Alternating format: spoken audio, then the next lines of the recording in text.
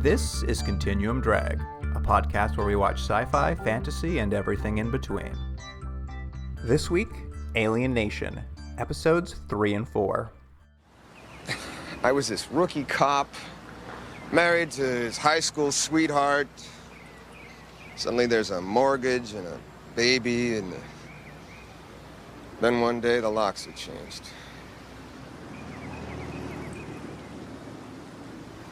And I never saw it coming. Welcome to Continuum Drag, the podcast about fatherhood. I'm Luke, here with my co-host Jordan. What's real, Jordan? Here, there's a line of this that I liked, and I think I'm going to use it in my life. It's this. Give us a little hum. Give us a little hum. It's really changing the meaning of the word hum for me, this show. It's one of those things where this show has a couple things where you go, sounds a little gross. Give us a little hum sounds a little gross. We can never look at humming the same way again. Oh dear. Well, Jordan, before we get into it, you got a little game or something for us, I hope? I do. It's not a game, but I was going to do a game, and then I remembered a couple guests ago, Jane was on, and she said how much she hated fan fiction. So I have a fan fiction segment. It's been a while. I know. So I've going into the dark corners of the internet to find fan fiction from Alien Nation. I found a few things. One, it had you're on the deep web. You're going real dark web on us. This show had a ton of fanzines made back in the day when that was a thing. You know, like obviously that's fanzines. Remember zines? Yeah, and like a ton of them. I by the way, there's a little behind the curtain thing. Last night I just kept sending Luke images from Alien Nation, texting it, and those were from like fan drawings on these fanzines I was buying. So I was like, Luke has to have this in the middle of the night.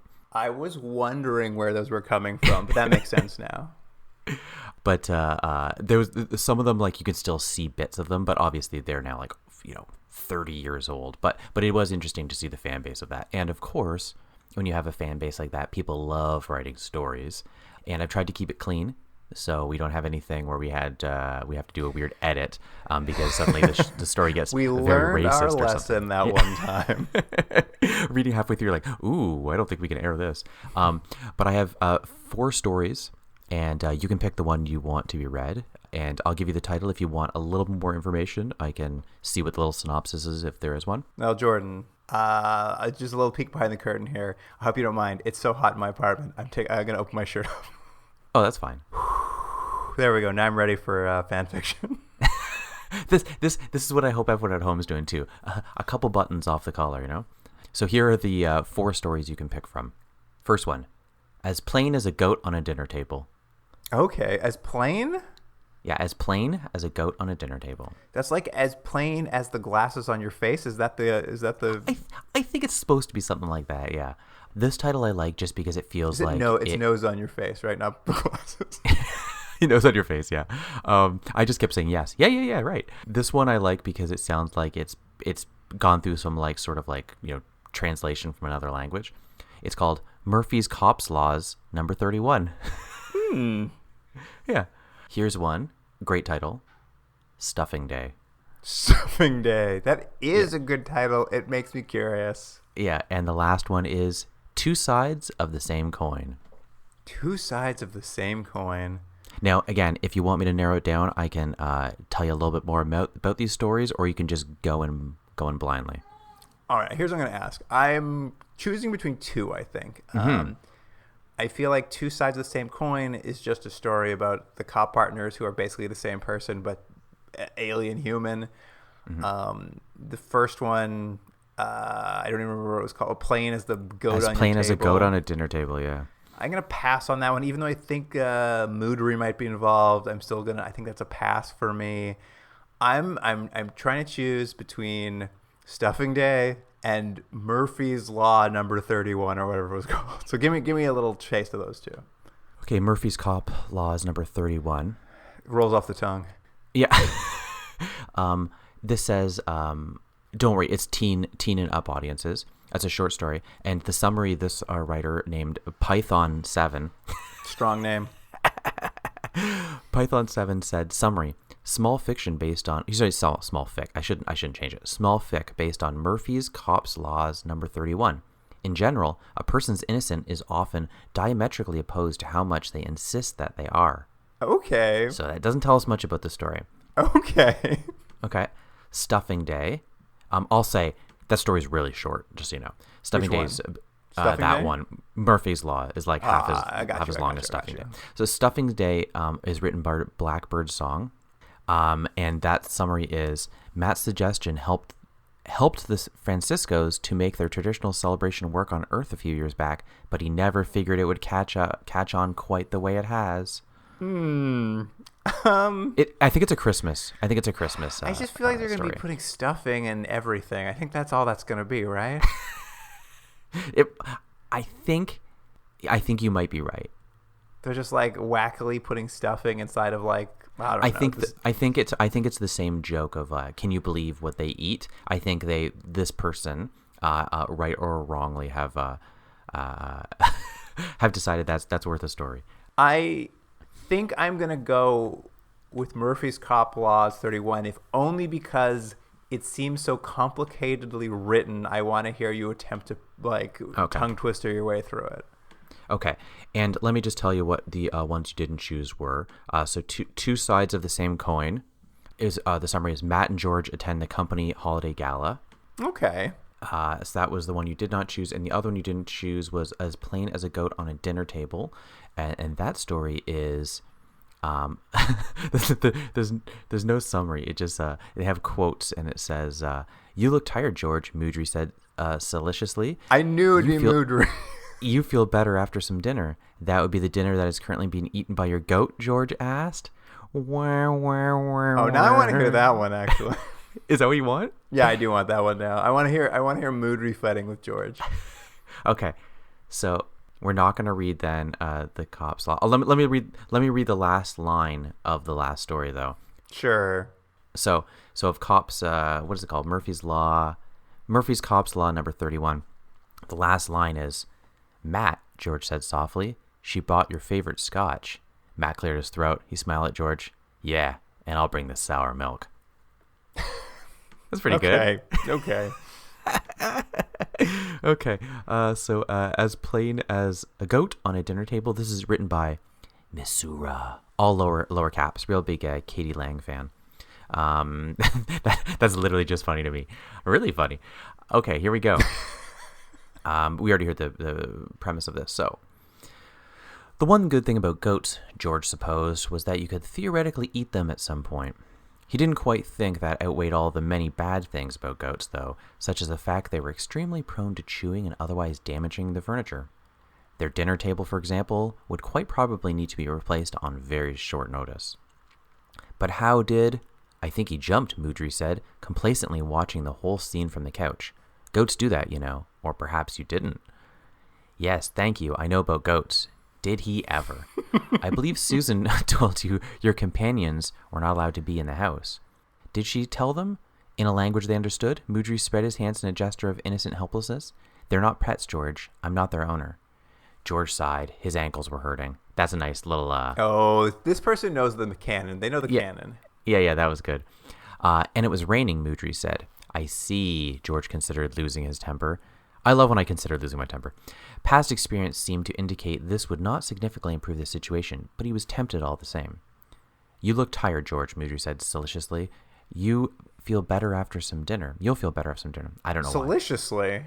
Yeah, I don't know. That would be the dinner that is currently being eaten by your goat, George asked. Oh, Moodry said. Well, I suppose he was hungry.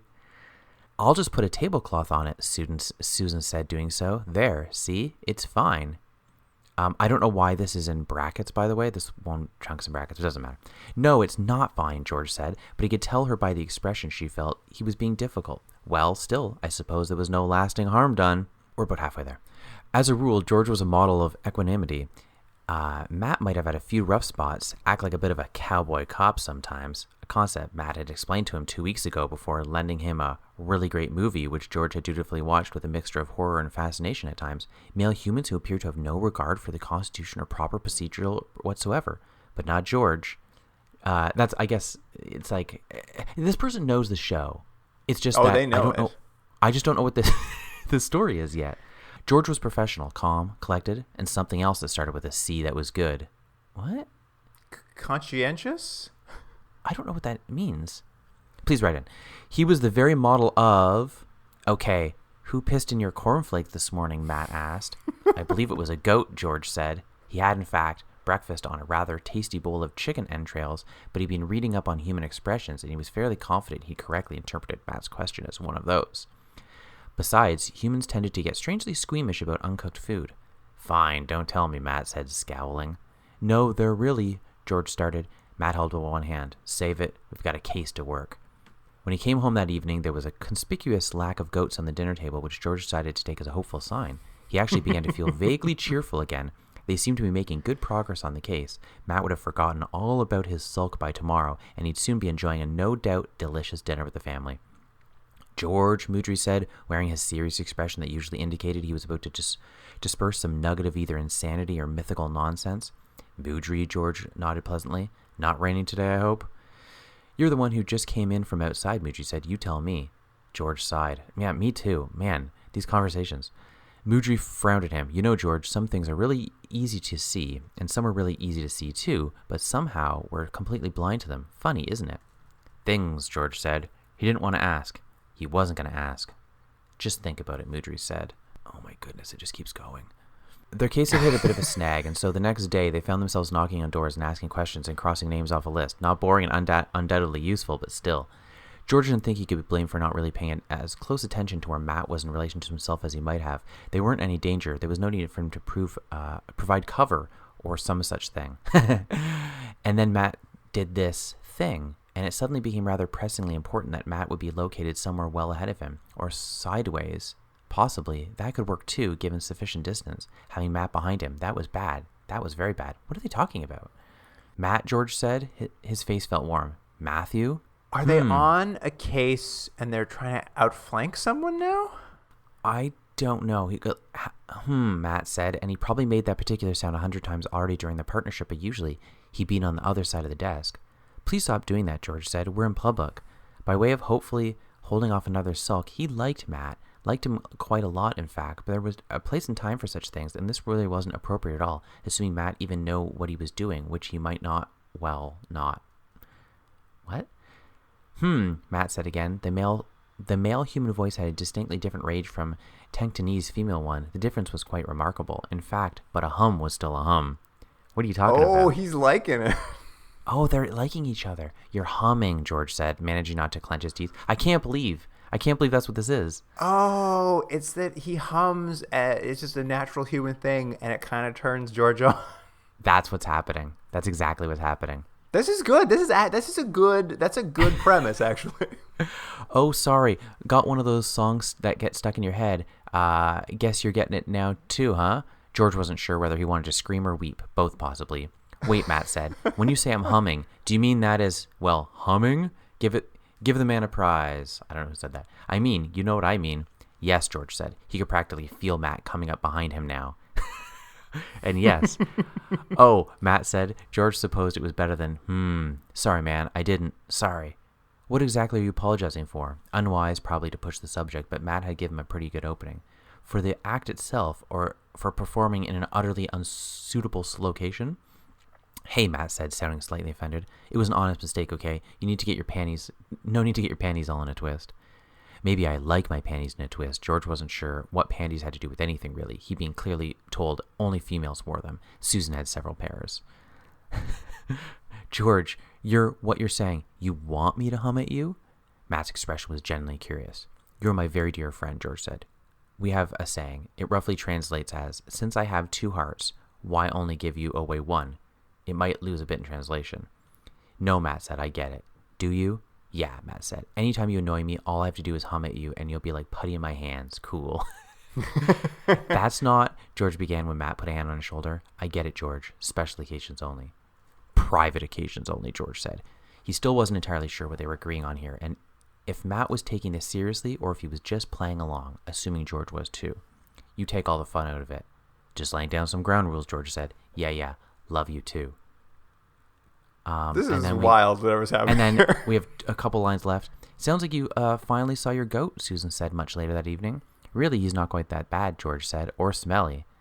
All's well that ends well, Moudry said, beaming around as if he'd done anything other than utter cryptic advice that could have been taken any which way. Except there's a goat on the breakfast table, Matt asked, staring. Details, Moudry waved dismissively. Listen, do I like parts of this? Absolutely. Yeah. I really like the opening. I really like the idea. There's a great line in it where the goat's on the table and he says Moudry's like, you'll feel better after your dinner. And George is like, the goat's eating my dinner. I could see that scene happening on the show. No problem. That would be a comic scene in the show for sure. And I like this twist that like Sykes is humming and George is kind of into it, but it's putting him off. And then he can't tell if like, there's like a weird sexual tension that happens there where you can't tell what's happening. I like that as a weird fan fiction thing. I just don't know how I don't know how the goat and the humming thing I agree. Connect. It doesn't quite, he has two ideas here that don't quite work because it's not that good. But I agree with you. I think there's a something in the idea of, like you're saying, the humming is an unintentional thing that means something to someone else. And I think that's where this person has actually really nailed it, because that's when this show is good. When this show is good is the unintentional awkwardness or unintentional misunderstandings between cultures, even when both people are trying very hard to meet the other person halfway. And I think that conflict is when the show is good. And leading into these next episode, when it's bad is when it's just like trying to be an action show with like a bunch of stuff happening, and they're not making any sort of social or personal commentary on sort of our own quirks as humans. I think that's when the show, I'm just like, what is this? This is just a mess. And Jordan, just for your edification, the one part that really struck me was when he's just like, only women wear panties. Here where I'm living in Korea, all underpants are referred to as panties. So when I go to buy underwear, I'm just like, panty? And he's like, nee, namja panty? Nee. I need boy panties, please. Well, I love that. It's very nice. It's very freeing. Yeah, that's nice. Anyway, here's an idea. What do you think about this? If we do fan fiction again, should you send me a copy and I'll like read half the characters and then like we can do voices? That's a great idea. You know, if I had thought this through a little bit better, instead of just sending you pictures I'd found from zines from 1989, that would have been better. Yes, let's do that next time. It's a work in progress. The podcast is a work in progress. It's only been hundreds of hours of us doing this. All right, let's get moving. We've spent enough time in the prelude. Here's the IMDb summary for episode 3, 15 with Wanda. Sykes and Francisco must each try to deal with their own problem children while keeping a witness safe from a mob hitman. My first note on this, as I was starting this episode, I thought, hey, in the opening credits, Molly's listed. I haven't seen Molly since the pilot. I forgot about her. The daughter's friend. But she's listed. She's in the opening credits. And then I was like, I don't think I've seen Albert Einstein. We haven't the daughter, have we? No, and that's what I realized after that. In both these episodes, the daughter's not in it, and Albert Einstein only shows up once. They've it's funny that they like decided in the pilot, like, these are gonna be characters you're gonna be interested in. You just don't see them. It's got to be the case that now the daughter and the friend are going to get a whole episode to themselves. I think this is what's going to happen. Oh, maybe. Because you're right. Like, cause these episodes are a little more cop heavy. Mm-hmm. I guess a bit of the family works in, but I think Buck and Susan seem to have like pretty steady roles, and they either decide to go family or like there's no Moudry, there's no kids, and they're a little more cop this time. Like Einstein's kicking around, so I think maybe we'll see more family to come. Yeah, Yeah. This episode, 15 with Wanda, I don't even know what this episode is. Well, it starts in a cold open, and we meet a Tenctonese driver for the mob named Buster Keaton. That's right.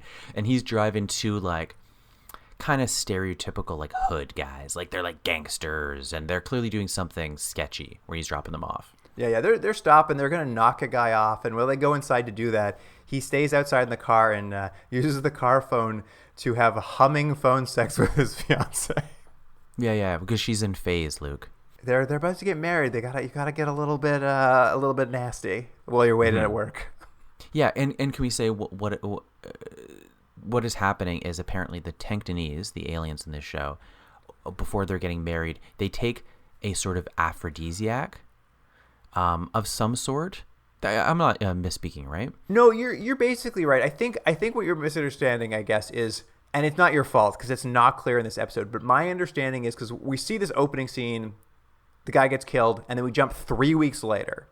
The mob boss has been arrested. The hitman's on the run, and the driver is now in protective custody with, obviously it's going to be Sykes and George protecting him.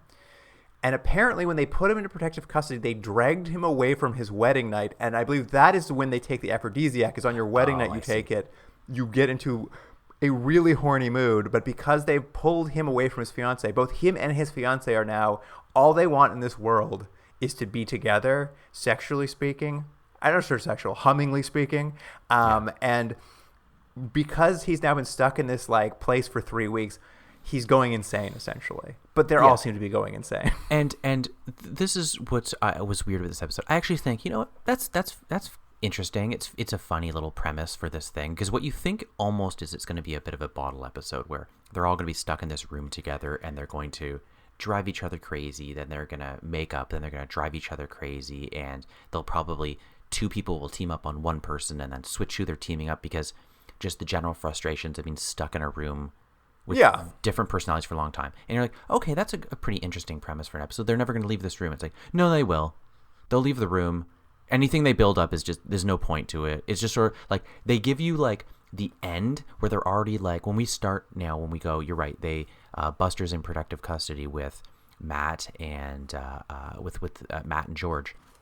But everyone's already like irritated, but it's because they want to do this like gag later or whatever. But it's like, it just felt like they already got rid of what was the most interesting part of the episode. Like you didn't see that build up. You're not wrong, because they're there, they're protecting this guy, they're already at each other's throats. The place is filthy, and it turns out just because Matt Sykes likes to keep the place filthy. I thought the place was filthy because that like I thought it was not on purpose, but then like they clean it when he leaves. But that's beside the point. What you're right about is they're there, they're protecting this guy, and they're like, regulations say we cannot leave this room. We have to protect you, and that's why we've been here. And Sykes literally gets a single call. And he's like, well, I'm going to go. I'm going to leave. And I was just like, oh, you're not worried about breaking protocol? No one cares. And I was like, oh, well, at least when he breaks protocol, that's going to result in something. Like there's going to be a consequence. No consequence. It's the beginning of an episode where I was like, ooh, this feels kind of creaky. And then you're like, oh, it gets worse as the episode goes. But what I do like in this opening thing, there's a scene where like, so they're in this room and they're in like this, obviously no one's supposed to know they're there. And Matt peeks out a window and he sees a lady who she's a little bit disheveled. She's taking care of pigeons. I don't know if she's like an unhoused person or what the sort of situation is. But she's got that sort of Home Alone 2 pigeon lady sort of thing going for her. Very much so. But it's such a conscious decision to focus the shot on her that you can't help but think, well, that will be important later. Because there's no reason for it otherwise. It's not like they're just giving you the geography of the area so you kind of get a sense of where these characters are going to be for the rest of the episode. It's just like hey, look over there. There's that lady. Hope that doesn't come back. You're just like, oh, guys, this is so bad how much you're telegraphing this. Well, it's the kind of thing where it can work if now the pigeon lady becomes a bit of a character, like you're dealing with her, and then later there's a switcheroo or something, right? But we know the show well enough to know it's like, look out there at that person.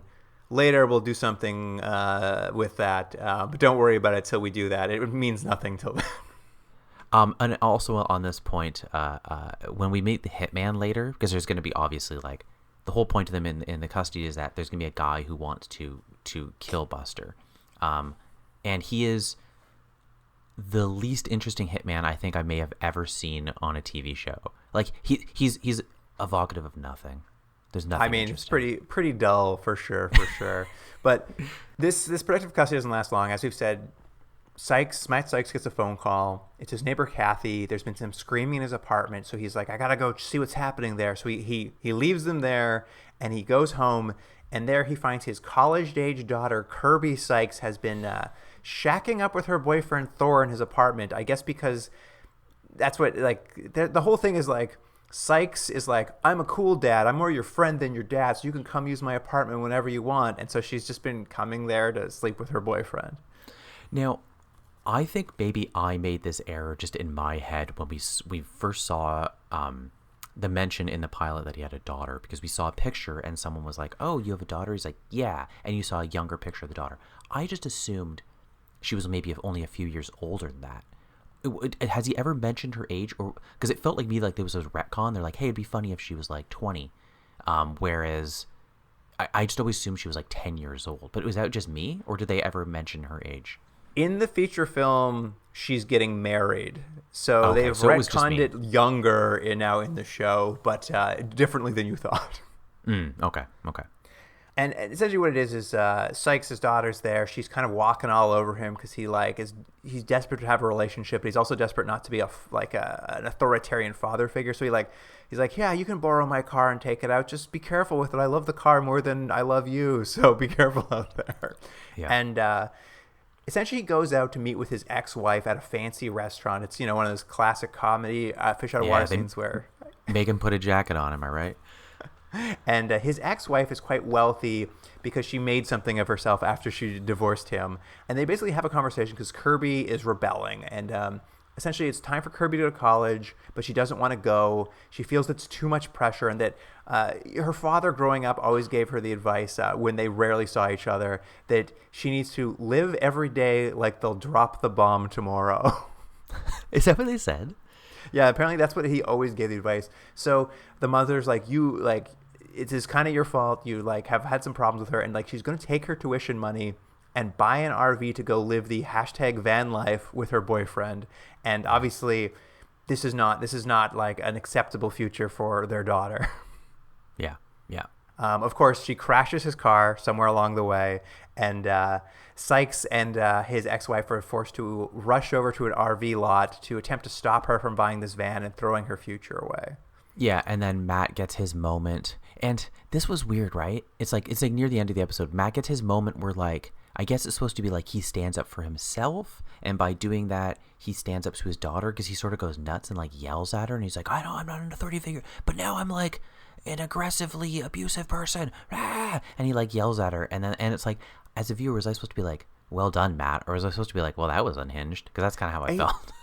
It's weird. I think you are supposed to feel like it went a little too far because he does lose his shit on his daughter, and then he loses his shit on his ex-wife for some reason, even though I'm just like, I mean, I am mostly on her side in all of this, Matt.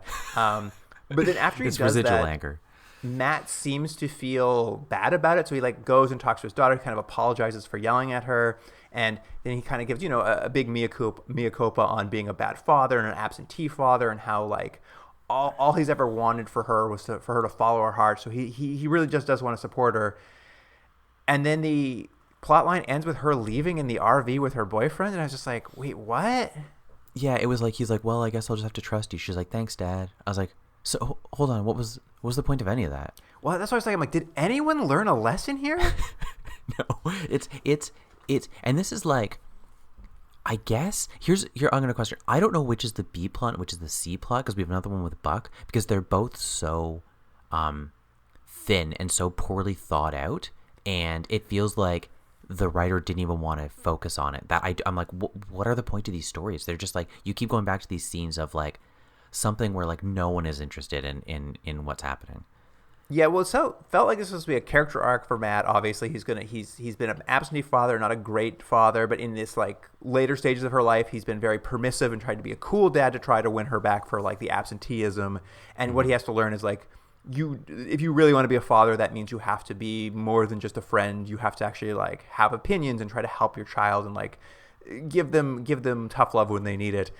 But when there comes to that moment where he's supposed to be doing that, he also backs down on that and says, "Go ahead, go live in a van with your boyfriend Thor." So I'm just like, I don't feel like he had an arc at all. He just ended up where he started. Yeah, I would agree. But you're right. There's the mirror of that plot line in that George is having his own issues with Buck. Buck, the teenage son, he has gotten a fight at school with some very aggressive bullies who were threatening the school's new wave motorcycle chick, a woman named Sal. Yeah, played by Lori Petty. And she's in only like 2 scenes. But let me just stop you real quick. The idea that they have, and you're correct, this idea of both fathers are having guilt or having questioning how to deal with parenting through changing times and changing personalities and growths. But like, I think the actual setup would have been interesting if you had these both conflicts happen and then they're both stuck in that room together with that guy, and it's sort of like they both don't know what the answer is, but the opposites of them and the different ways of looking at each other, they teach each other a little bit of something that they can then take to learn a lesson with their respective children. That's where you think this episode would be, like if you were a sane person, but they're just like, it's like they set up all these things that have nothing to do with each other. It's such a bizarre episode. You're right. I hadn't really thought about it, but they don't really give each other any parent. I think they commiserate about how hard it is to be a parent at some point. I think George gives a speech about how he was raised on a slave ship and never had to, like, he was never parented, so he's learning it for the first time. An interesting idea, but doesn't really go anywhere.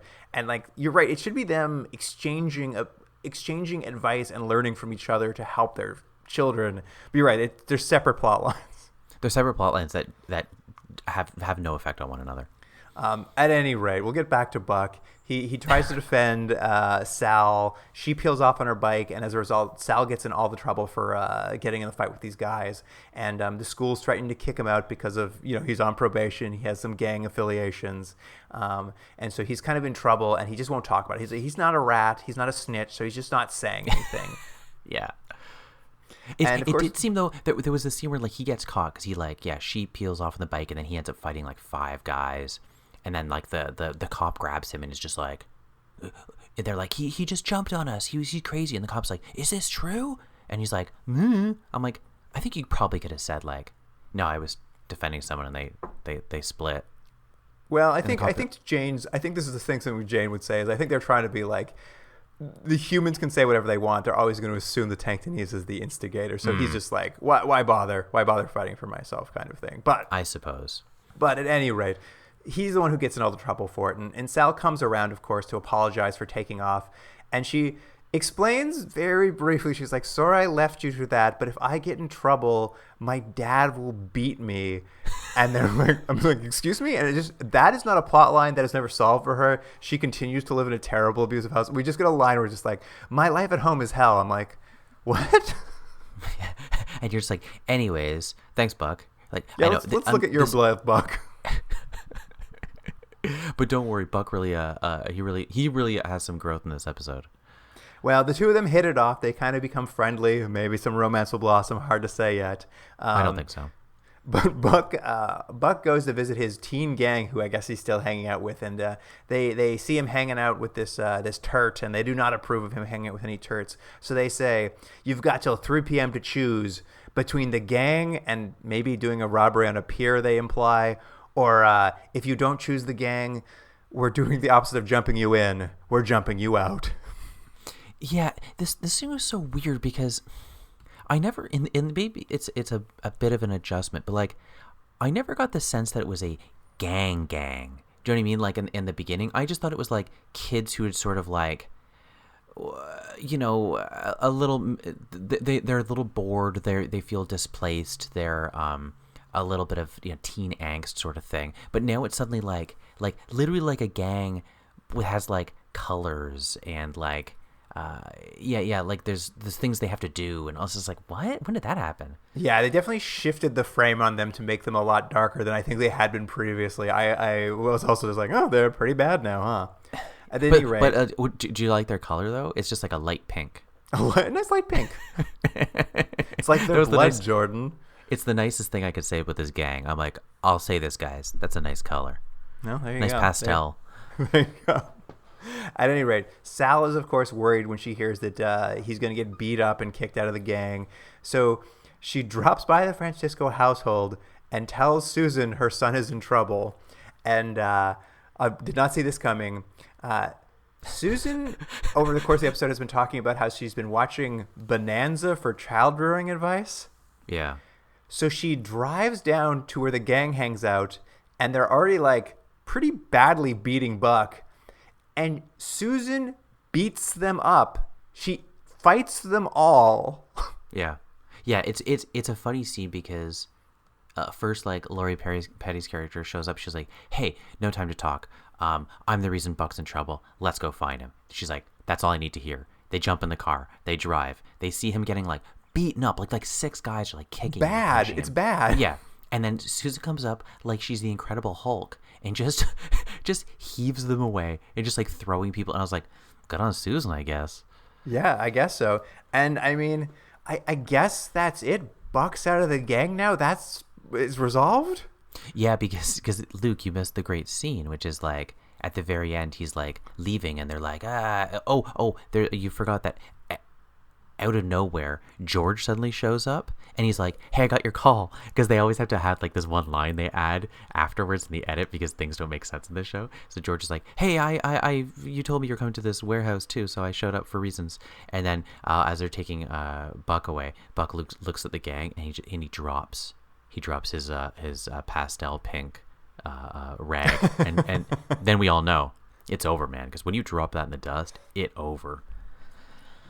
And again, here, what did George do to remedy the situation with his son? Nothing that I can tell. He provided transportation. But of course, as we started off talking about, there's also a protective custody detail plotline happening for Buster Keaton, which is largely forgot about for the majority of the episode. Yeah.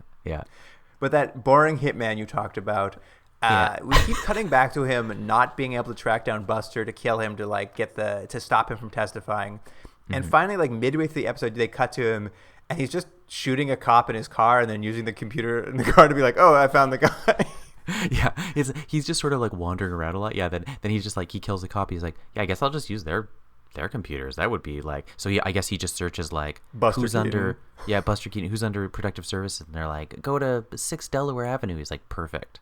So he drives over there. He puts on the pigeon lady's clothes for some reason. I'm not sure why, because he didn't need them. This is the thing I loved. So obviously we said they telegraphed at the beginning the pigeon lady be important. So, because you saw her there, and a couple times they've looked out and be like, she's always there. And then Matt looks out the window, and he sees the pigeon lady from behind, and he's like, that's weird. She looks slightly different. Oh, no, and then George is like, doesn't he always feed them inside the cage, not outside the cage? And then they're like, wait a minute, and they see she's got, like, army boots on or something. And then it's, of course, the assassin, hitman guy. He turns around and starts shooting them with a machine gun. But I was like, but what was his plan? He knew they had been there a long time. Thus, they would know the locals in the area. And he's like, I see this pigeon lady. He's also noticed the pigeon lady's there all the time. He's like, well, what I'll do is I'll murder her, dress up as her, and then just wait. Just wait for them to peek out the window, and then I know they're there. Then I'll shoot wildly all over the place. Also, I couldn't tell you. He also, as a hitman, he also carries grenades, which was what I loved about him. He carries grenades. That's what it is. It's not that he's a subtle hitman. Like, that gun he has is like an automatic shotgun. Like, he's blowing huge holes through all the walls. He's got grenades that he's hucking in there, and like they barely get out of the place, and they're kind of in a firefight with this hitman. And at some point, because I guess they don't want Buster to escape, because he keeps, throughout the episode, he's always trying to get out of there so he can go hum with his fiance. So they handcuff him to, I don't know what, just something in the hallway. And I was just like, it feels like that's a good way to get your guy killed, but whatever. And they run off to chase down the hitman, which again, also don't leave the man you have in custody to run off. But like, Sykes is a hothead. What are you going to do? And they can't find the hitman. And when they get back, somehow Buster Keaton's escaped. And so they're like, oh no, we have to find him. He's probably going to go see his new wife since they're both like desperate to see each other and consummate their marriage. And when they get there, she's like, I don't know what happened to him. And they like kind of force her to say that like, okay, he called me recently and I'm going out to meet him. And they pick up the phone and the hitman has a wiretap on it that he's apparently always monitoring, so he knows when someone calls. Mm-hmm. He not only does he have grenades, he's got wiretaps. Like the how this guy hasn't found them earlier, I don't know. And then this was also as equally baffling to me, is that she's like, I'll tell you where I was going to meet him to presumably consummate our marriage. It was at a adult sex toy store in downtown LA where you couldn't possibly have sex. Well, this felt like they ran out of time, not in actually filming, but in the script. They're just like, oh, we've got to wrap this up, because what it seemed like was like this was going to be happening at the house. They're like, well, where is he right now? Well, we can't have him here because then it's over. So we go, okay, he'll go away. He's buying lingerie or something. And they're like, yeah, he'll come back. We're like, no, there's no time. So we'll just send her there too. It's like, well, it doesn't make any sense. The idea that he's out to buy something because he's very excited about this evening. Okay. But they're like, no. We want it to take place, this action scene to take place in the store for reasons. But here's the thing. When they catch her, they open her bag and she has lingerie in her bag. So I don't know what there's nothing there he's going to pick up. I think they're just like, it would be even like more like sexy and like kind of like naughty is like, what if he was at a sex shop? Because they literally have like, he picks up like a box that says for Tenctonese only. And there's like a clock on the wall that just says time to hum. Yeah, there's like, there's an implication. There's like a booth or something where people go into. Oh, was there implication? You think they were going to go to a booth? Yeah. Okay. They're going to go to a booth. But anyway, it doesn't matter. The hitman gets there first. Considering his only plan is to shoot everything he sees, he really takes his time like sneaking up on Buster Keaton in the store. He takes so long that Matt's able to arrive and shoot him before he can pull out his submachine gun. I'm just like, this hitman sucks. Like, he had ample opportunity. Yeah, and I don't even think he gets one line of dialogue. This hitman, he's so generic, and that's it. That like they saved the day, and I guess Buster's gonna testify against the mob boss. Yeah, which I even forgot by the end. I was like, why were they watching him? It's like, oh yeah, that other, because he saw something. He works for the mob. It's so weird. It's like, establish protective custody, do 2 separate plot lines about your sons, wrap those up, and then he's like, oh yeah, hitman. Yeah, and then they're like, anyways, I guess you two are off. It's a bad episode. It's a really, really bad episode. I would say probably the worst episode I've seen of this show.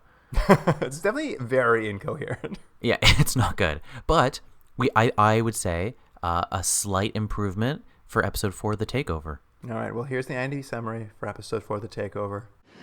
I smelled Liat again. That stuff they used on the ship? Susan is being controlled by Liat again. What are we talking about? She's pumped with that gas that the overseers use to control their cargo. Oh, yeah, kind of like why they chained my great-grandfather on a slave ship. She'll do whatever she's told. Obey the command of one voice. And that voice doesn't seem to want us around. Well, the city suffers a riot. Francisco and Sykes alone must defend their precinct house from a gang of thieves. Now, I thought this was going to be another episode where it's all going to kind of take place in one, the sort of. I also was just like, this is a bottle episode for sure. Not at all. Not at all. You think it's the episode, where someone's got to like, get from the basement to the penthouse, and everything that happens along the way or something, or you're stuck in one place as people are attacking you. You have to kind of find. Yeah. What's the John Carpenter movie, Attack on Precinct 15 or whatever it's called? Like. That's sort of like thing. What it seems like it is going to be. But it was something that I thought of in the first, and Luke, you have a better memory than I do. Wasn't this an exact plot we watched on a different show where we were in a police precinct and someone came in with like a grenade or something? Do you remember that? Was it Tech War, Almost Human? It was something. Do you remember? I don't recall. I don't recall specifically. If I had to guess, I would put it as Almost Human. Yeah, it was like something. It's like it's the same sort of thing where like they're stuck with their back against the wall, and you have to think of an interesting way to get out of a situation where you were under. I think you're right. I think it's almost human. I think it's a hostage taking. Yeah, it's that same sort of thing you'll have seen on TV. What's weird about them is that they set this up, like it's interesting. It's basically what like the backstory is. There's a riot in the city, and the city is starting Where in the city, Jordan? Oh, isn't it in the East End? It's in Little Salvador. Sorry, it's in Little Salvador. So things are getting worse as riots. Yeah. And so go ahead. Just before we move past it, I do want to talk about these riots because it's kind of interesting. The cold open is just a camera on a newscast on a TV, and it's just showing kind of weirdly riot footage from the 60s and 70s. So like that's where they're pulling. But they pull back, the TV explodes. It's a big fireball, but it's interesting because it's like a big riot happening in LA in Little Salvador, implying some sort of minority neighborhood. It's like real foreshadowing of a coming LA riot. Yeah. But then the newscast keeps talking about it, and the newscasters are always just like, well, the riots, they appear to have no motive, and they're being called the revolution of nonsense. We can't figure out what these riots are about. It's just like, it was like the writers did not want to put a cause on the riots for some reason. Like they're just like, they were too afraid to. Well, I think because what you'd would assume it would be either humans starting to riot because they're angry. Like, let's say it's an alien has killed a human, and so the humans are rioting, or vice versa. The aliens are tired of being put in a bad neighborhood and they're rioting out or something. You think, but for whatever reason, you're right. They're just like, we don't want to do that. I don't think they want to get too much conflict between the two cultures, the two. A show about species. race and race relations was too afraid. No, I think you're right. I think it's like it's there. They don't want to do it. I think they want to keep the conflict between George and Matt. That's the level. Yeah. They don't want it to have a big world thing. So they were like, well, we do a riot episode, and someone was like, you can't have it between the aliens and the humans. And they're like, oh, it's just a riot that's happening. It's the riot of nonsense. No one knows why.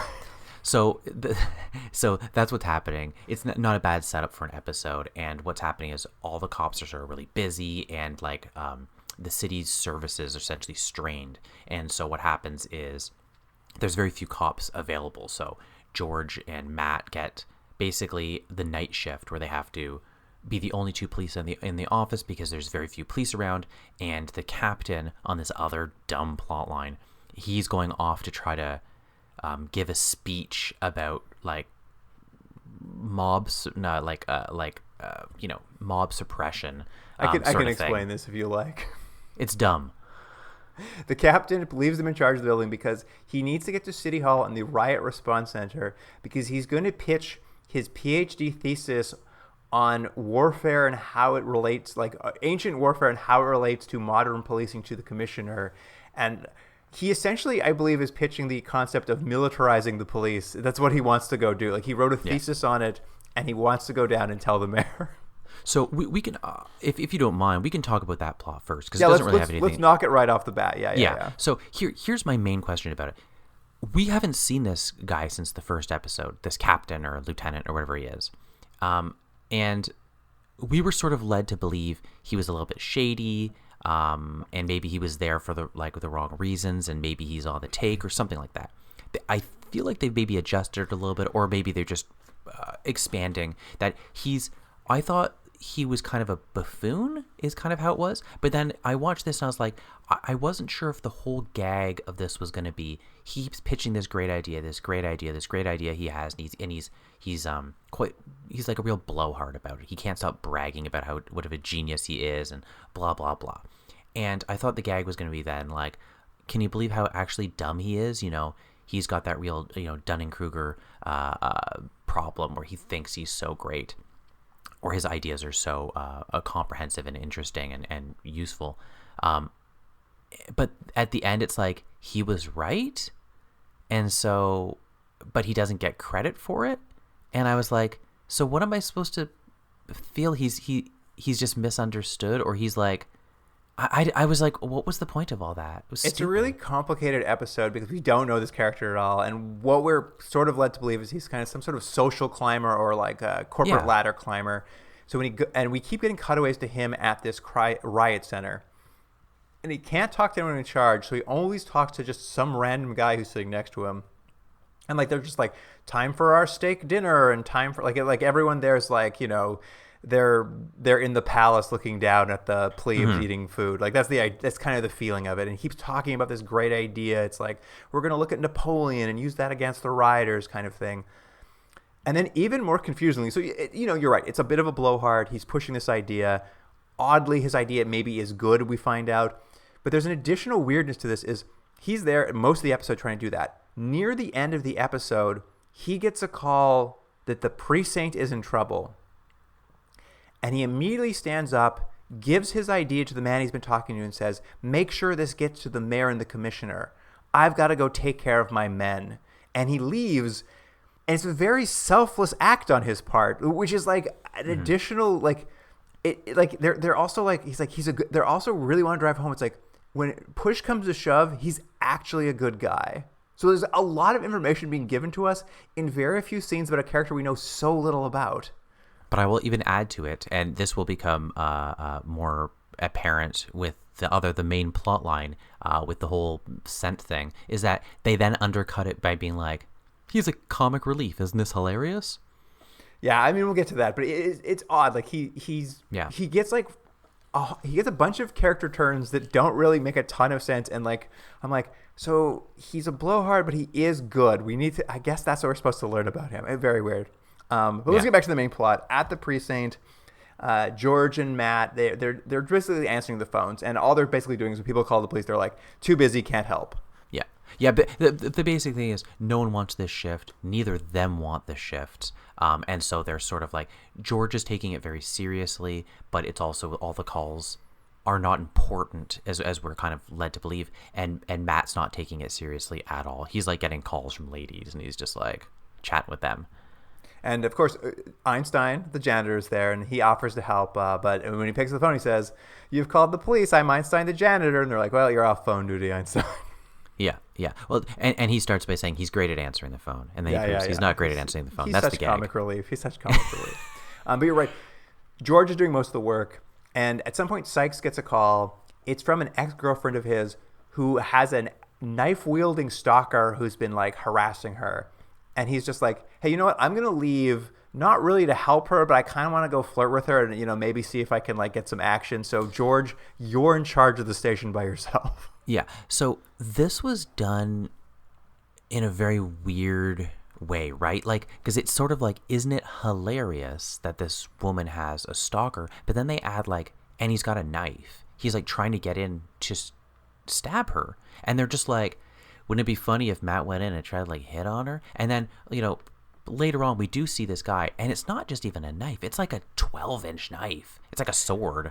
Yeah, and it's like, and do you want to cover that now? Then we can just sort of talk Yeah. about that. As like, we keep cutting back to George at this woman's house. Matt.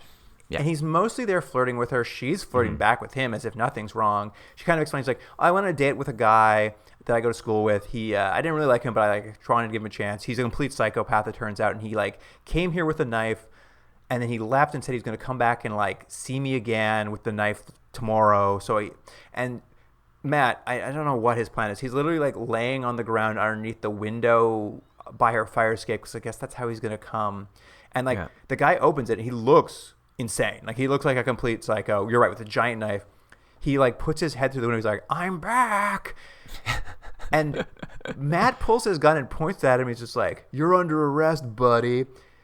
And then the psycho screams because he's surprised, and that surprises Matt. So Matt screams and like fumbles his gun for some reason. And I was like, what is this comic beat that's happening? And at any rate, you're right.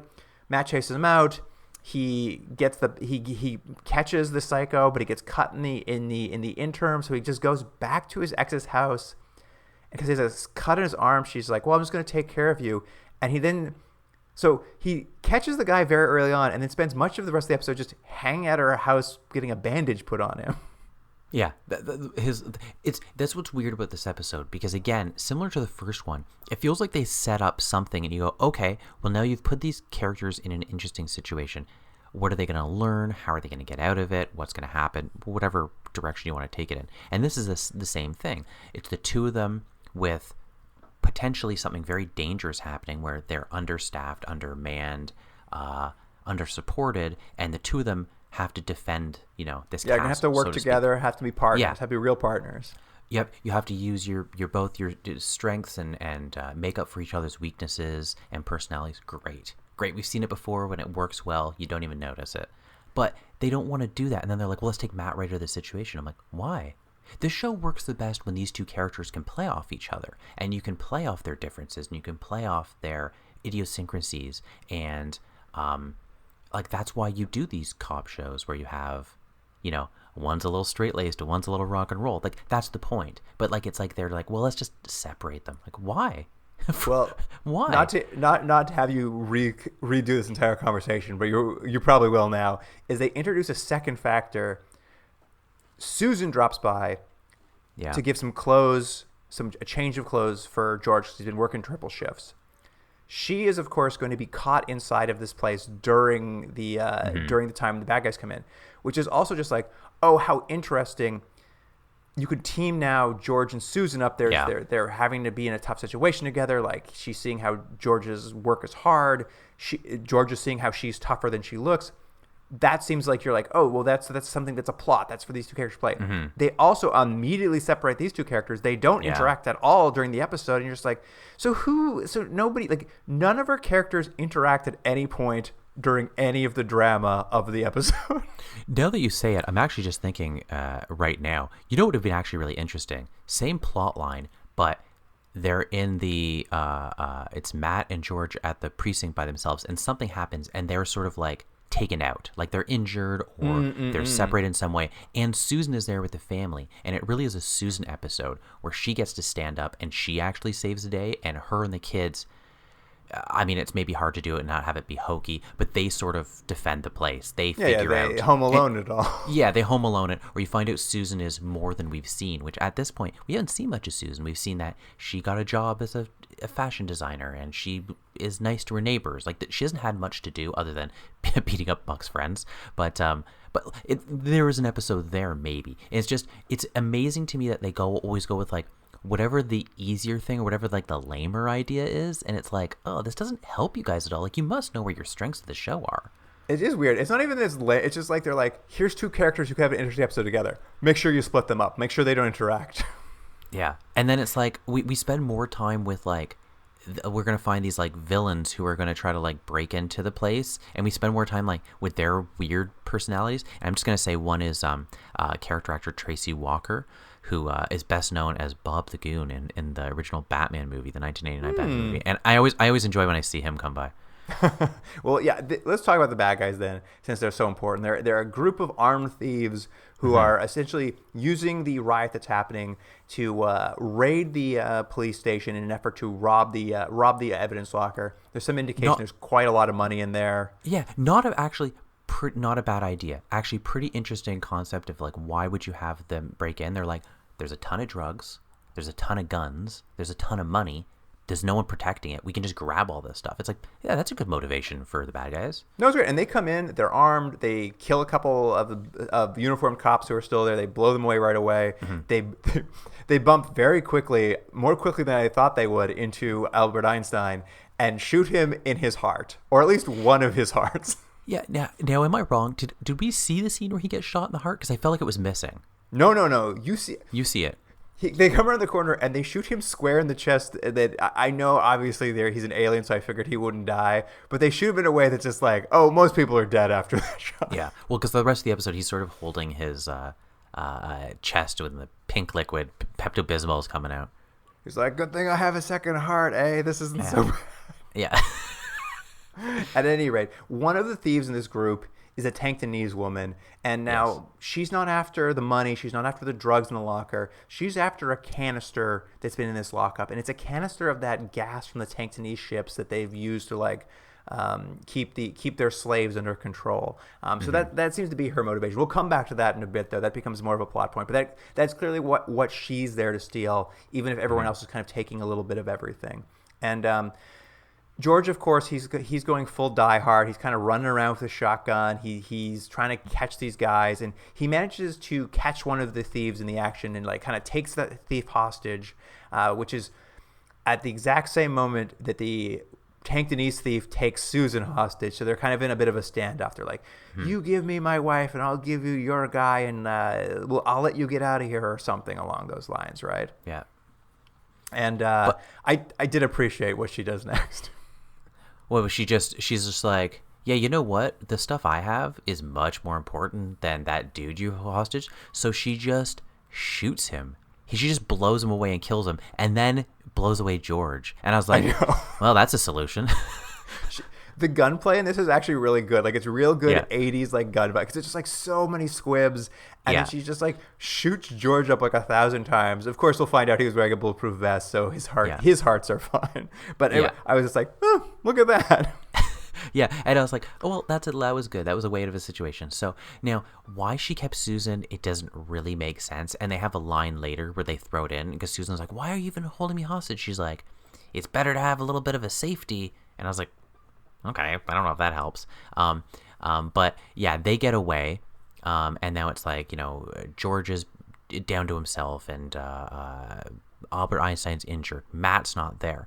But there's a thing that this show does, so it's like, again, these bad guys are trying to get away, and they're in this van, and they're having trouble because there's riots, and there's, stuff in the street and all that sort of stuff. And you're like, great, that makes sense. It's hard for them to get away. But then they add this thing in of this scene that's not there, because you have them suddenly at a warehouse later, and they're like, yeah, we got to fix our car. We only have so much time to fix the car. And I was like, when did your car break down? You do see it. You do see them. They crash the truck as they're driving away, and that allows George to catch up to follow them. But when they crash the truck, they get it started, but they're like, it's damaged. I don't know how much further we can drive.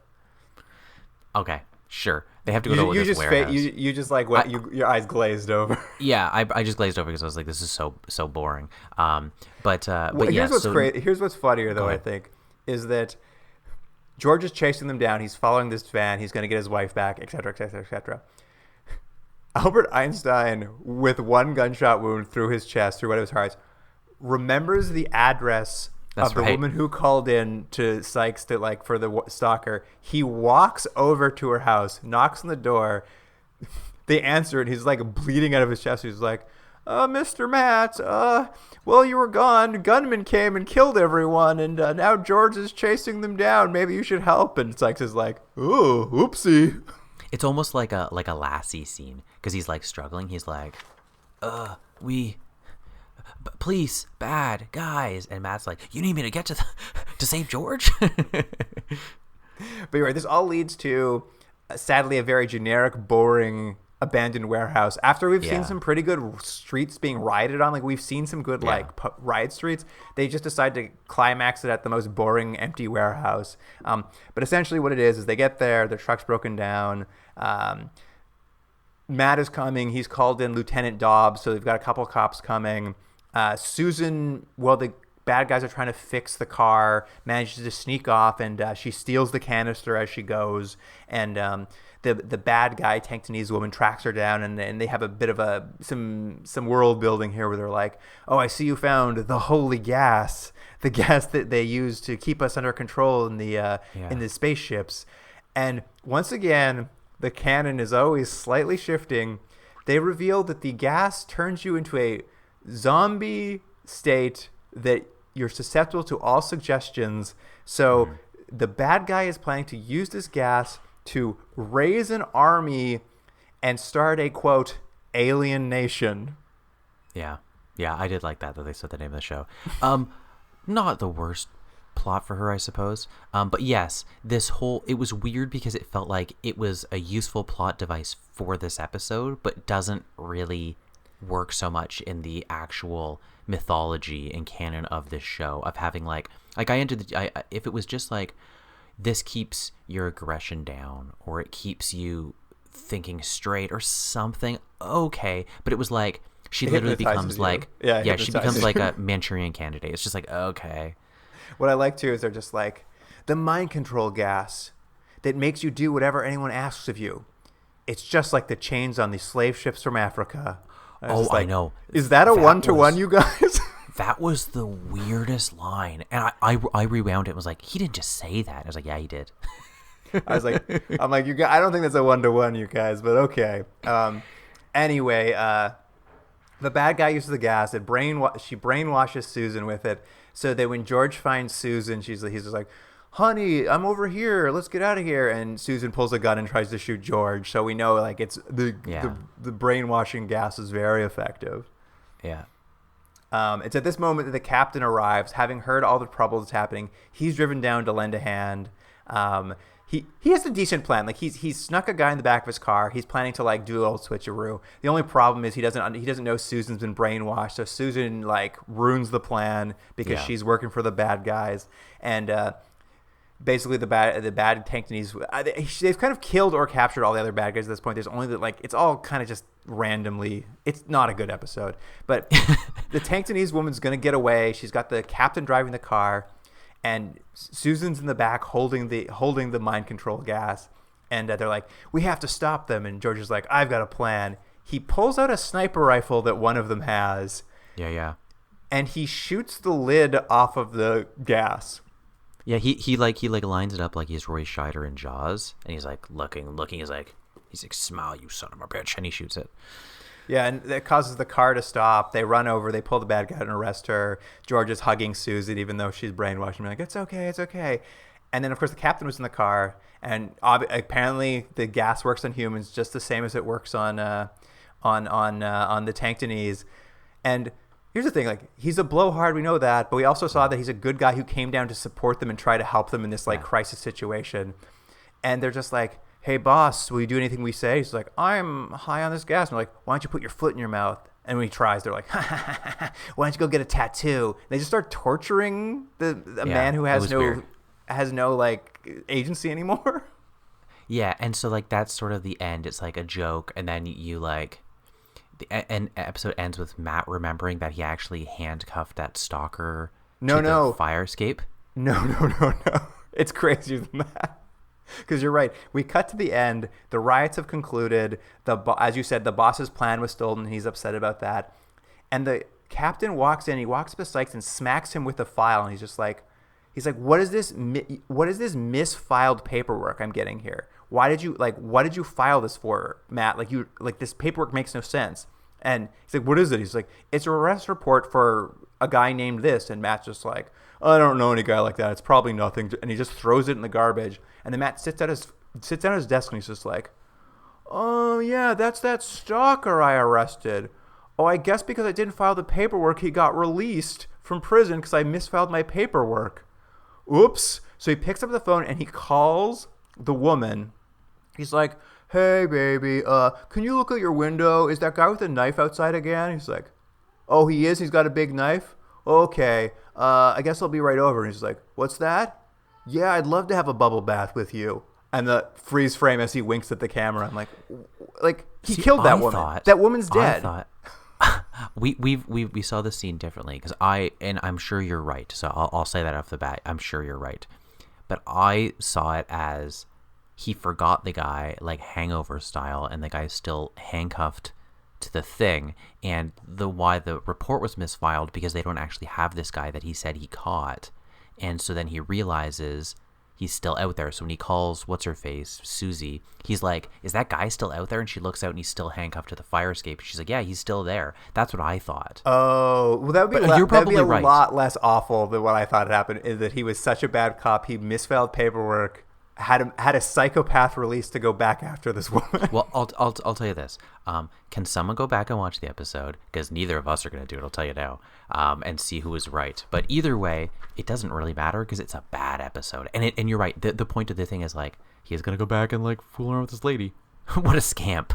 It's so bad. It is so weird. It's such a weird subplot because it's just like, is Matt going to get laid today? It's just like, all he has to do is go see this woman who's being terrorized by a psychopath that many women get killed by every year with a domestic partner who turns on them. Isn't that cute, you guys? I'm like, I'll tell you what, though. She was real susceptible, and she was in a real bad place, so she was ripe for that. It's terrible. I mean, I know it's probably a little bit to do with the times. But I'm like, this is such a dark and like you could have picked any reason he had to go over there. This particular one is so grim. Yeah. Anyways, 2 episodes. I'll say this as we get into our ratings. I don't feel like the show's going in the right direction. It's going in I wasn't sure where I wanted it to go because we said from the beginning it was a little bit heavy-handed. It was a little bit on the nose, but I actually didn't really mind it. It was sort of like they were still going for it. Like I understood the intentions behind it were, at least, I think they were well-intentioned. Mm-hmm. And I don't feel that at all anymore. Like the worst part is I think the weight of the show has been taken out. The actual social commentary is gone from the show entirely because they want, like, the stuff they're not good at is what they're leaning into. And we've seen this before in not very good shows. And it's playing to, like, what if we make this like an action show? It's like, well, you guys don't do action shows very well, so it's not good. What if we make it funny? It's like, well, you guys aren't very funny, so it's not very good. It's like, what you're actually not bad at is creating a plot that mirrors a social issue and that is seen through the lens of this fictional universe you've created of aliens and humans. And you can talk about racism, or you can talk about unfairness in the workplace, or husband-wife relations, or parenting, or whatever you want to talk about. You can do that through this prism, but instead they're like, what if we just forget all that, and like, isn't it funny because Matt's a scamp and George is straight-laced? You're like, yeah, okay, to what end? And they're like, well, don't worry, we're never going to put them in a scene together anymore. It's like, okay, then the show's not very good. And that's what these two are. These are, I think, would be hard to press for anyone, even if you really love Alien Nation. And I don't blame you if you do, because I think there's parts that are good and there's some interesting concepts, and I think the characters are pretty decent. Like, I actually like them, but like, these were some bad episodes, like bad episodes of TV. Yeah, I mean, I do think it speaks to just like, I think we like the characters more or less. Like, we'd like to see them have a little more drama together, but they're perpetually like, what we're complaining about is just like, you wrote some interesting characters, just let them be characters. Be together. Interesting. Yeah, exactly. All right, before we get to ratings, I do want to make one final note though, Jordan. Is I believe it's at the end of 15 Minutes with Wanda, is that after they shoot the hitman, a uniformed officer runs in who's completely bald and with a mustache. And I was like, is this a Tenctonese person or is this just a bald man? I can't tell. It was just a bald man. I was just like, I'm like, do the Tenctonese have mustaches now? I'm just like, I'm realizing this is a huge flaw. I can't tell the difference between an alien and a bald man. That's an interesting point. I don't think any of them have any facial hair. I think they're hairless. I think they're no, because we saw them with we saw George with his shirt off. He has hairy chest and hairy armpits. Oh, so he could grow a mustache. That would be wonderful. Like, imagine like a Hulk Hogan. Anyways, or like a nice Thomas Selleck. Wonderful. Imagine he comes back in season 2. He's gone into the wilderness for a while to find himself, and he comes back with a huge beard. What if it's the horrible early 2000s and he just has sideburns and a little thing under his lip? That's good too. He's like, I'm really into Incubus. I'm like, oh, okay. All right, Jordan, let's do some ratings. How do you feel about 15 Minutes with Wanda? Hated it. I thought it was such a bad episode, a waste of my time, a waste of everyone's time for us talking about it. Unfortunately, I would give it a 1.5. 1.5. Wow, amazing. Hated it. It's not a good episode for sure. It's a mess. It's 1.5. They don't fit together very well. The plot lines. I will say I liked the new wave biker chick. I thought that was a nice addition. I was like, that's just fun to see. 2 scenes she was in. Fun to see. I liked. Well, it's not well handled. I do like all the special. Like, I love the gunplay and the grenade. Like, it's all very silly, not very good. I'm gonna go with a 3. I think. Okay, pretty generous. And what about the Takeover? Takeover's a better episode, marginally better. I'm gonna give it a 3 to 10. I'm being friendly and nice and kind for a show the episode that had some potential that was unrealized. I'm going to give it a 2. Again, I like the gunplay when it happens, just like the squibs going off, like literally just the special effects of the squibs going off. Did not care for the rewrite of the gas. It was such a missed opportunity to do a one location defend the precinct thing. That's barely part of the episode. I think it's a huge swing and a miss. Like, they completely misunderstood what was exciting with the episode. So it's going to be a 2. So you liked 15 with Wanda better? I did, I think. I think I did like it better. Oh, really? Oh, yeah, I was the opposite. I hated it. I hated that episode. Well, Jordan, we have watched 3 full podcasts worth of Alien Nation. Nice. So do you know what that means? I think it means we're gonna check the computer. We're gonna go to the Continuum Drag computer and see what the rating's looking like these days. So give me a second while I punch in our numbers. I think we're probably still above 5. The pilot was pretty decent. The first ones were not bad. These 2 were rough, but I think they were. I think the other ones were strong enough ratings that this will just keep them above 5. I think. I'll be honest. I kind of forgot we were taking the podcast. What do you call it? The shuttle freight to the star.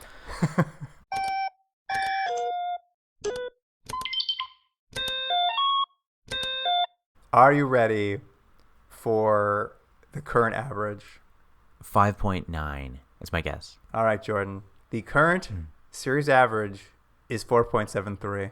Oh, I can't believe it. We're getting rid of it. Oh my goodness. Red alert.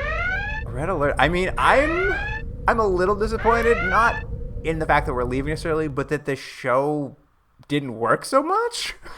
You know what? I feel the exact same thing. I watched these over the last couple days, and after I watched the second one, I was just like, oh, what's this feeling I have? And I think it was just that, for lack of a better words, I was kind of bummed out. I was like, oh, like they kind of got me with the pilot. Like, and we had joked about before, like I really didn't want to watch this show, and then I watched the pilot, and I was like, you know what?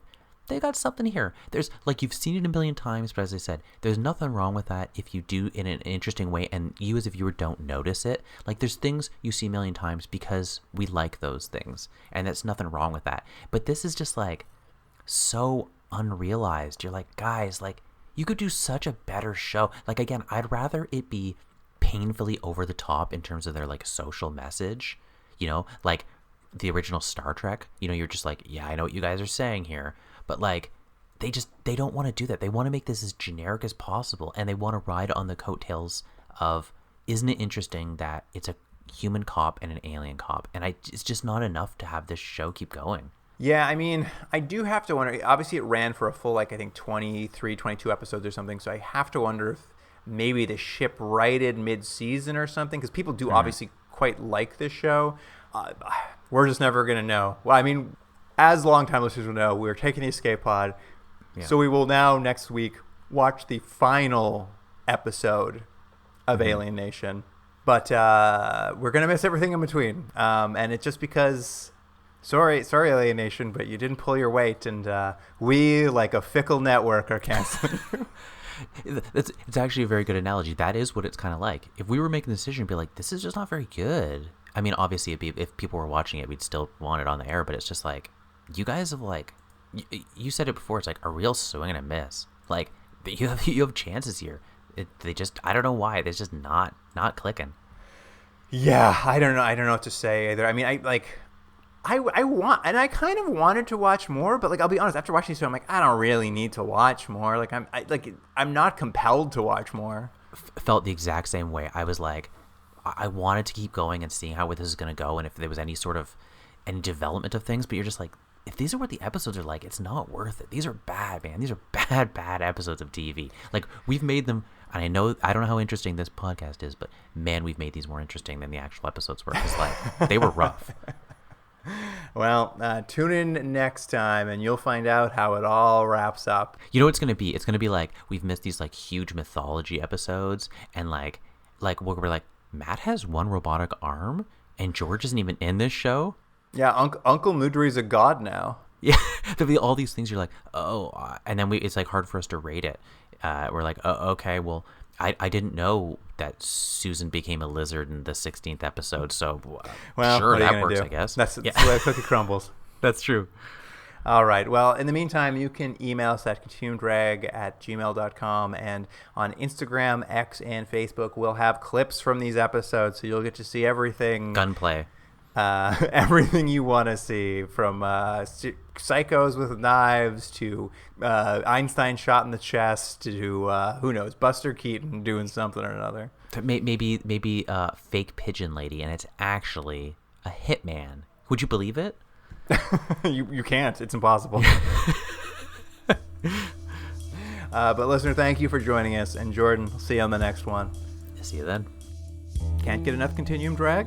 Commission a bonus episode for charity. Want us to watch an episode we missed after using the escape pod or during a best of run? No problem. Is there an episode of a series we've never watched or a TV movie you want us to cover? You got it. Wish we'd comment on your favorite movie, content, or other weird media? Sure, why not? All you have to do is make a donation to one of the charities selected by past guests on our website. We suggest a donation of $50 per television hour of content we're watching, but everyone's means are different, so give what you can. Get all the details about bonus episodes for charity on our website, continuumdrag.podbean.com, or follow the links in our social media profiles. Continuum Drag is recorded in Ontario, Canada, and Seoul, South Korea. Theme music by James Rick Seidler, produced by Jordan Delick and Luke Black. Special thanks to Aaron Hughes.